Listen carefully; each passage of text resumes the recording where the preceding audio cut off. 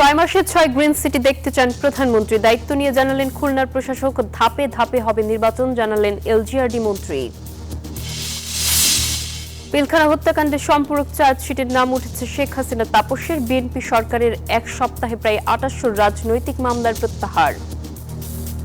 1202টা মামলা প্রত্যাহারের অনুমোদন দিয়েছে, যেগুলো ফেসিবাদের সময়, বিগত ফেসিবাদী সরকারের সময় রাজনৈতিক উদ্দেশ্য প্রণোদিত মামলা ছিল।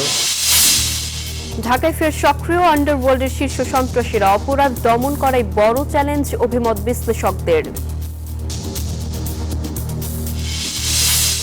চট্টগ্রামে গ্যাস লিকেজ থেকে বিস্ফোরণে কেড়ে নিল আরও 2 প্রাণ। কাতরাচ্ছে কুমিল্লার দগ্ধ 4 জন। দেখতে বার্ন ইউনিটে 2 মন্ত্রী। মাদারীপুরে সড়কের গাইড বলে কলাগাছের উপর ইটের গাঁথনি, ভিডিও ভাইরাল। জড়িতদের বিরুদ্ধে ব্যবস্থা নেওয়ার দাবি। ভারতের ঝাড়খণ্ডে এয়ার অ্যাম্বুলেন্স বিধ্বস্ত, 7 আরোহীর সবার মৃত্যু। বৈরী আবহাওয়া দুর্ঘটনার কারণ বলে প্রাথমিক ধারণা।